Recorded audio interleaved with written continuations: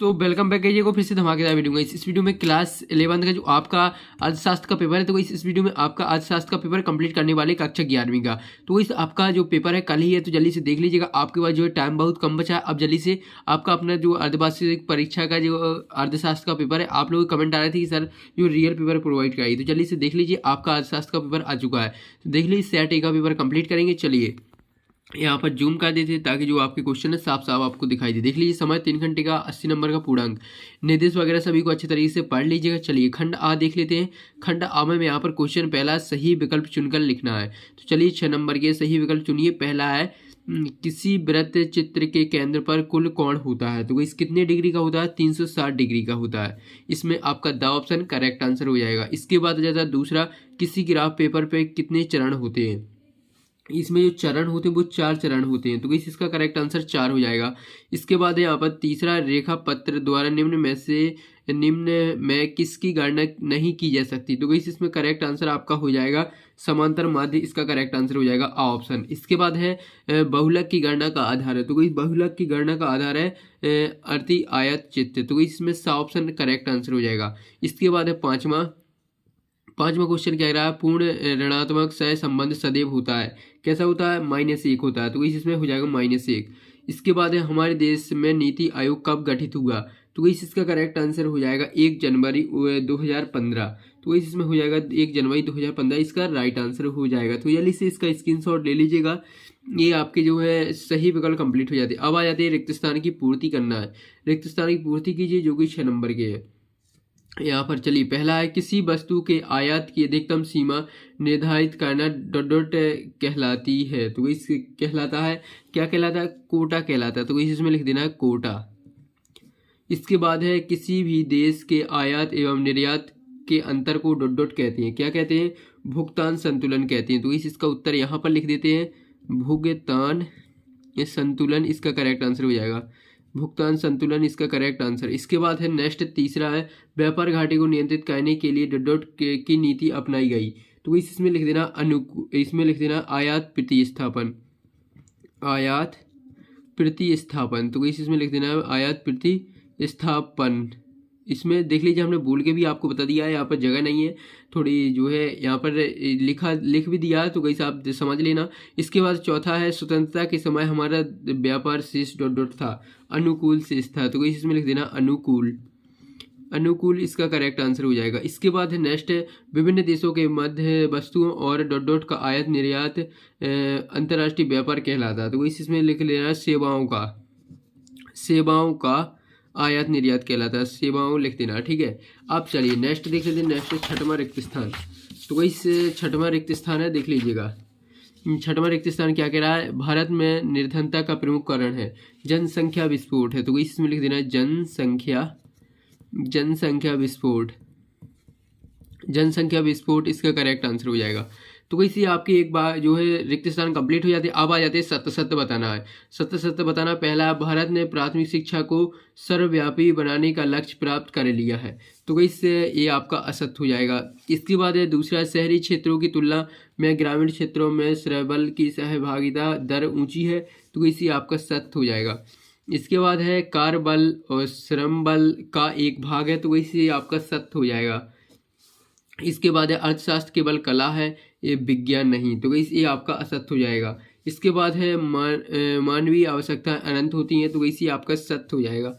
इसके बाद है मार्थल को अर्थशास्त्र का जनक कहा जाता है, तो इसे भी आपका असत्य हो जाएगा। तो इसी आपके सत्य कंप्लीट हो जाते हैं 6 नंबर के। इसके बाद होता है सही जोड़ियाँ देख लीजिए। सही जोड़ियाँ बनाना जो कि 7 नंबर की। पहला है पाकिस्तान का मुख्य उद्देश्य, तो इस पाकिस्तान का जो मुख्य उद्देश्य उद्योग हो जाएगा वो हो जाएगा वस्त्र उद्योग या कपड़ा उद्योग। इसके बाद है कम्यून पद्धति हो जाएगा यहाँ पर चीन से। इसके बाद है आ ऑप्शन। इसके बाद है तीसरा का मिला देना आपको ई ऑप्शन से सामूहिक कृषि।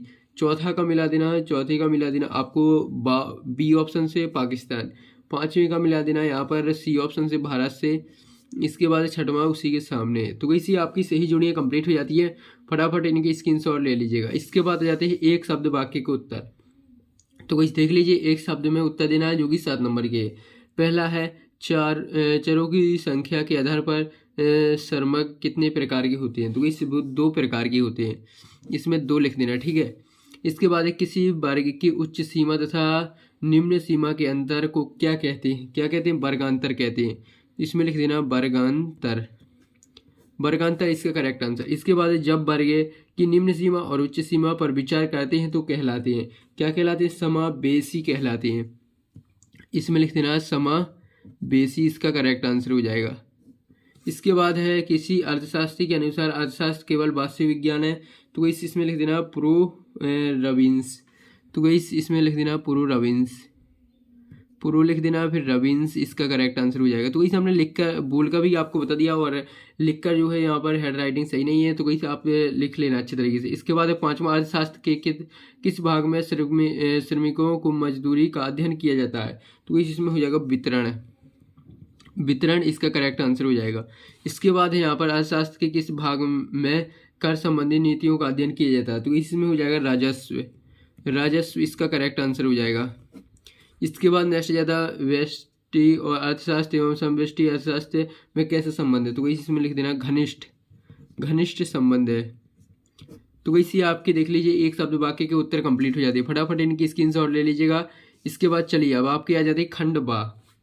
खंड बा में देख लीजिए आपको क्या करना है, यहाँ पर देख लीजिए 6 से 15 तक जो है 10 प्रश्न होंगे, प्रत्येक प्रश्न पर 2 अंक निर्धारित हैं। तो चलिए 2-2 नंबर वाले क्वेश्चन देख लेते हैं। देख लीजिएगा 6वां प्रश्न का स्क्रीनशॉट ले लीजिए। अर्थव्यवस्था के क्षेत्र कौन कौन से हैं अथवा दिया हुआ कृषि क्षेत्र में प्रमुख नीतिगत पहल क्या थी? तो इसके जो है आंसर आपको वीडियो के एंड में मिलने वाले हैं, तो जल्दी से आप पहले स्क्रीनशॉट ले लीजिए सभी क्वेश्चनों के।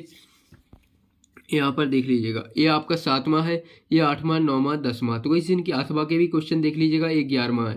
तो इस अथवा तक देखते चलिए, 11वां का अथवा हो जाएगा। इसके बाद 12वां से 15वां तक स्क्रीनशॉट ले लीजिएगा। 15वां तक के 2-2 नंबर वाले क्वेश्चन आपके कंप्लीट हो जाते हैं। देख लीजिए 12वां, 13वां, 14वां, 15वां तक स्क्रीनशॉट लेने के बाद अब आ जाता है 16वां प्रश्न। 16 से 19 तक 4 प्रश्न होंगे, प्रत्येक प्रश्न पर 3 अंक निर्धारित है। तो वैसे आपके जो है 16 से 19 तक क्वेश्चन देख लेते हैं जल्दी से। 16वां का स्क्रीनशॉट लेने के बाद चलिए अब नेक्स्ट है 16वां का अथवा देख लीजिएगा। 16वां है, इसके बाद 17वां, 18वां, 19वां तक स्क्रीनशॉट ले लीजिए। ये आपके 3-3 नंबर वाले क्वेश्चन कंप्लीट हो जाते हैं। अब इसके बाद 20 जो है 20 से 23 तक 20 से 23 तक प्रश्न जो 4 प्रश्न होंगे, प्रत्येक प्रश्न के लिए 4 अंक निर्धारित है। तो गाइस देख लीजिए 20वां, 21वां, 22वां, 23वां। तो गाइस ये जो क्वेश्चन है ये आपके 4-4 नंबर के हैं। इसमें आपको जो है 4 प्रश्न है, तो गाइस इनमें 16 नंबर आपको इसमें मिलने वाले हैं। तो गाइस जल्दी से आप इनके भी स्क्रीनशॉट ले लीजिए। पूरे 23 क्वेश्चन हमने कंप्लीट करा दी। अब आपके इनकी जो आंसर है आपको वीडियो के डिस्क्रिप्शन में टेलीग्राम चैनल की लिंक मिल जाएगी, वहाँ से आपको इसका जो PDF है जल्दी से डाउनलोड कर लीजिए। सॉल्यूशन का हमने टेलीग्राम चैनल पर डाल दिया, लिंक आपको वीडियो के डिस्क्रिप्शन में है। तो जल्दी से जाइए और टेलीग्राम चैनल पर जो है सॉल्यूशन का PDF डाउनलोड कर लीजिए। तो गाइस मिलते हैं नेक्स्ट वीडियो। यार वीडियो को लाइक कीजिए, चैनल पर नए हो तो चैनल को सब्सक्राइब।